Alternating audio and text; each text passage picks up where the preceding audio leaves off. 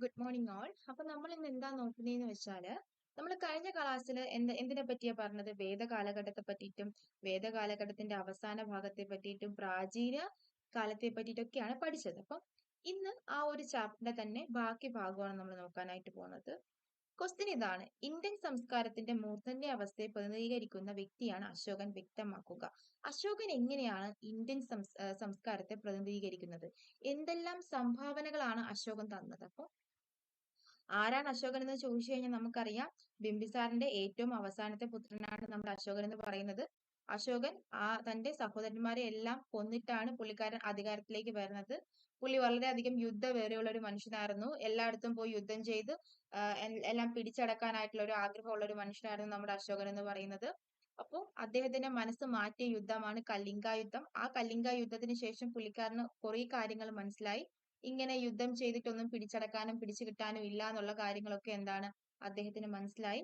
അങ്ങനെ അതിനുശേഷം അദ്ദേഹം ചെയ്ത കുറെ നല്ല നല്ല കാര്യങ്ങളുണ്ട്. ഇതൊക്കെയാണ് നമുക്ക് നോക്കാനായിട്ടുള്ളത്. പുള്ളിയുടെ സ്വഭാവത്തെ പറ്റി പറയുകയാണെങ്കിൽ പുള്ളി വളരെയധികം സൗഹാർദ്ദമുള്ള ആളായിരുന്നു. പുള്ളിക്കാരന് എല്ലാ മതത്തോടും വലിയധികം താല്പര്യവും, അല്ലെങ്കിൽ എല്ലാ മതത്തെയും റെസ്പെക്ട് ചെയ്യുന്ന ഒരു മനുഷ്യനായിരുന്നു നമ്മുടെ അശോകൻ എന്ന് പറയുന്നത്.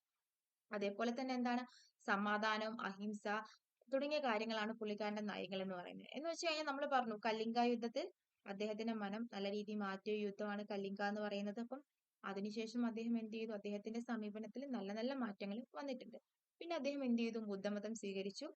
അദ്ദേഹത്തിന്റെ വേറൊരു പ്രത്യേകതയാണ്, അദ്ദേഹം ബ്രാഹ്മണരെ ബഹുമാനിക്കുകയും അതേപോലെ തന്നെ താഴ്ന്ന തട്ടിലുള്ള ജനങ്ങളെ എന്ത് ചെയ്തു? ബഹുമാനിച്ചുമാണ് അദ്ദേഹം പോയത്. ഇത്രയും കാര്യങ്ങളാണ് അദ്ദേഹത്തിന്റെ കാര്യങ്ങൾ നമുക്ക് പഠിക്കാനായിട്ടുള്ളത്. ഈ രണ്ട് മൂന്ന് വൺ വേർഡ് ക്വസ്റ്റ്യൻസ് കൂടെ നമുക്ക് നോക്കാം.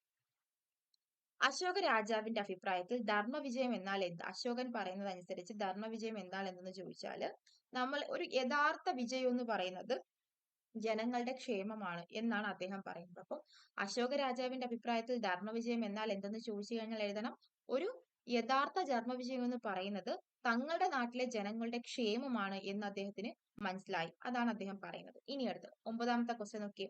എവിടെയെല്ലാമാണ് അശോക ലിഖിതങ്ങൾ കാണാവുന്നത്? നമുക്കറിയാം, അശോകന്റെ ലിഖിതങ്ങൾ എന്ന് വെച്ചാല് അശോകന്റെ കൽപ്പനകളൊക്കെ അശോകൻ പണ്ട് പല പല പല ഈ വലിയ വലിയ ക്ഷേത്രത്തിലും അതേപോലെ തന്നെ തകിടുകളിലും അതേപോലെ തന്നെ സ്തൂപങ്ങളുണ്ടല്ലോ, സ്തൂപങ്ങളിലൊക്കെ അദ്ദേഹം എഴുതി വെച്ചിട്ടുണ്ട്. അപ്പം അത് എവിടെയൊക്കെയാണ് കാണാൻ പറ്റുന്നതെന്ന് ചോദിച്ചാൽ ഒന്ന് ലൗറിയ, രണ്ട് നന്ദാതാറവ്, ഗർഹ തുടങ്ങിയ സ്ഥലങ്ങളിലാണ് എന്ത് ചെയ്യുന്നത്? അദ്ദേഹത്തിന്റെ ഈ ലിഖിതങ്ങൾ കാണാനായിട്ട് പറ്റുന്നത്. ഓക്കെ, നമ്മുടെ ദേശീയ ചിഹ്നം എവിടെ നിന്നാണ് എടുത്തിട്ടുള്ളത്? നമുക്കറിയാം, അശോകന്റെ സാരാനാഥിലെ പ്രശസ്തമായിട്ടുള്ള ഒരു ക്ഷേത്രത്തിൽ നിന്നാണ് നമ്മൾ എന്തെടുത്തിട്ടുള്ളത്? നമ്മുടെ ദേശീയ ചിഹ്നം എടുത്തിട്ടുള്ളത്. അപ്പൊ ഇത്രയും കാര്യങ്ങളാണ് ഇതിനകത്ത് പ്രധാന ക്വസ്റ്റ്യൻസ് എന്ന് പറയുന്നത്. ഇനി നമുക്ക് നോക്കാനായിട്ടുള്ളത്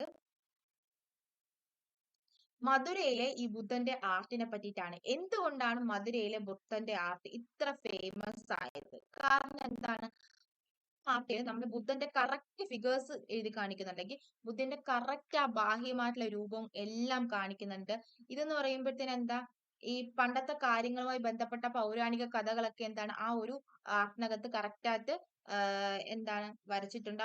പ്രതിമകളും ഒക്കെ നിർമ്മിച്ചിട്ടുണ്ട്. അപ്പൊ തുടങ്ങിയ കാര്യങ്ങളൊക്കെയാണ് അതിനകത്ത് വരുന്നത്. അപ്പൊ ഇത്രയും കാര്യങ്ങളാണ് നമ്മുടെ ആ ഒരു ചാപ്റ്ററിന്റെ 2ാമത്തെ ഭാഗം. ഇനിയുണ്ട്, ഒരു ഭാഗവും കൂടി ഉണ്ട്. കാരണം ഞാൻ കുറച്ച് കുറച്ചായിട്ടാണ് എടുക്കുന്നത്. അപ്പം നിങ്ങൾക്ക് കുറച്ചും കൂടി മനസ്സിലാവും, അല്ലെങ്കിൽ ഒരു ഭാഗവും കൂടി ഉണ്ട്. അപ്പോൾ എല്ലാവരും നന്നായിട്ട് പഠിക്കാനായിട്ട്